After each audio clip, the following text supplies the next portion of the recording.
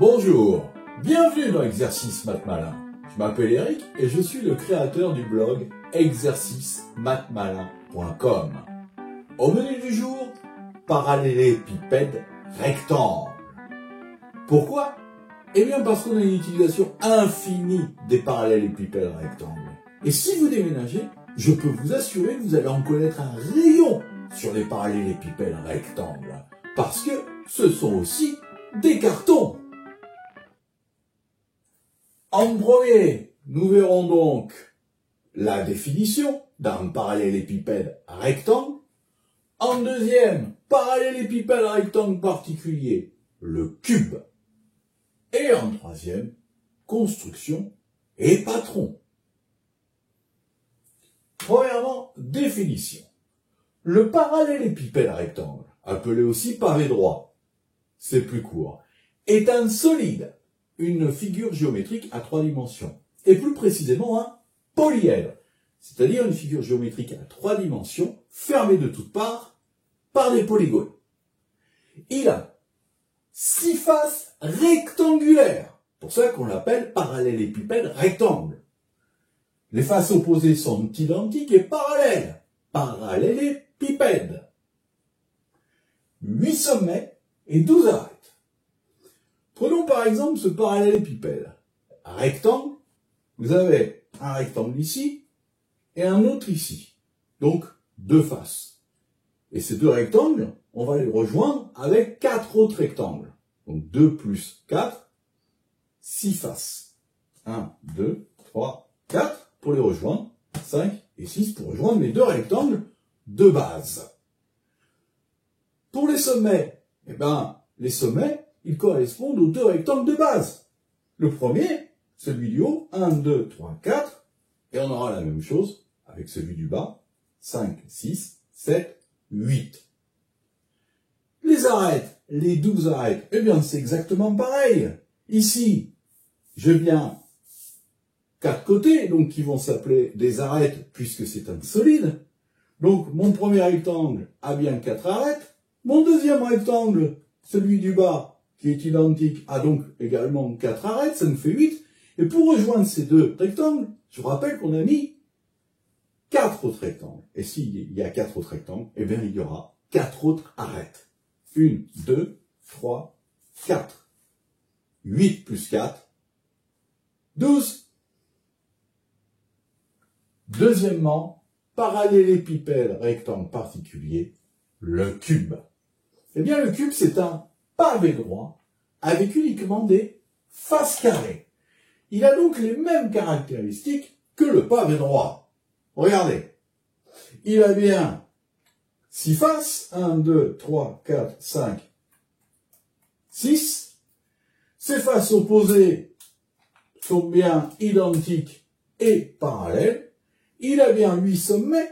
1, 2, 3, 4, 5, 6, 7, 8. Correspond aux 2 carrés de base, puisqu'un carré a, par définition, 4 sommets, 4 fois 2, 8, et il a également 12 arêtes. 1, 2, 3, 4, 5, 6, 7, 8, 9, 10, 11, 12.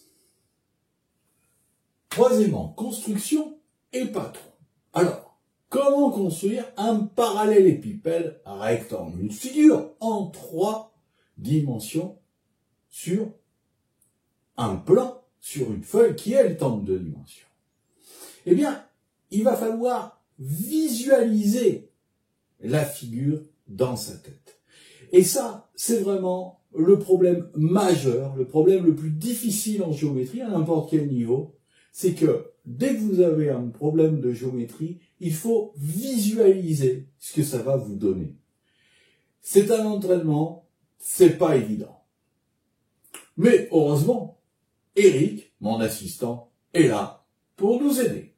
Alors, grand A, nous allons prendre cet exemple, construire un pavé droit tel que A égale 6 cm et BC égale 2 cm. C'est-à-dire que toutes les longueurs feront 6 cm et toutes les largeurs feront 2 cm. Et ça, pour nous simplifier la tâche, pour que vous compreniez mieux. 5 étapes. Première étape, construire le rectangle ABFE. Ah, Eric l'a déjà construit. Deuxième étape, pour la vue en perspective, construire au-dessus un parallélogramme EFGH avec un angle d'environ 45 degrés. C'est pour cela que l'on dit que c'est en perspective cavalière, car c'est une perspective approximative, à peu près. Troisième étape, répétez l'opération en construisant un autre parallélogramme, BCGF. Et là, si vous observez bien la figure, vous vous rendez compte que l'on a tracé les 9 arêtes visibles et qu'il ne nous reste plus qu'à trouver les 3 autres arêtes non visibles, les 3 autres arêtes qui sont cachées. Donc on en vient à notre 4e étape. Pour cela, il nous faut trouver D, le dernier sommet. Et pour cela, 1, je trace, 2, je mesure. Rappelez-vous bien de ça en géométrie. Je vais tracer la droite HD perpendiculaire à HG. C'est le plus facile de faire comme ça. On va mesurer HD égale 2 cm et on aura trouvé notre point D.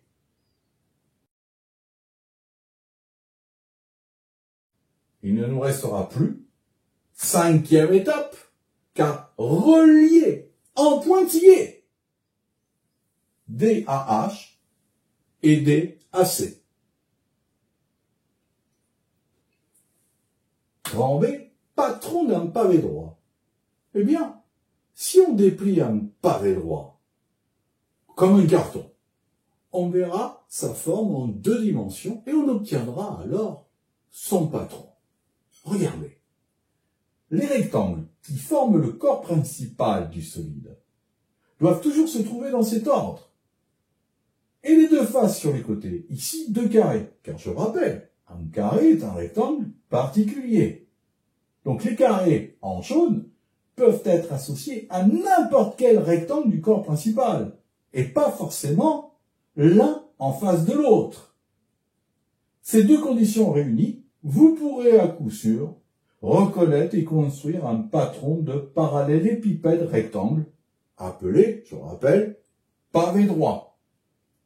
Il existe néanmoins d'autres possibilités et ce sera à vous de visualiser dans votre tête si c'est un patron de pavé droit ou pas. Regardez par exemple ces 2 autres exemples de patrons de pavé droit. Alors Eric, combien de temps ce cours? Moins de 9 minutes par personne, assistant Eric. C'est court. Mais qu'est-ce que tu manges? Un pavé droit en chocolat. Alors tu vois Eric, réussir en maths. Oui, c'est possible. C'est possible. N'oubliez pas de mettre un like et si vous voulez des exercices correspondant à ce cours, cliquez sur le lien sous la vidéo et abonnez-vous. À bientôt sur Exercice Maths Malin.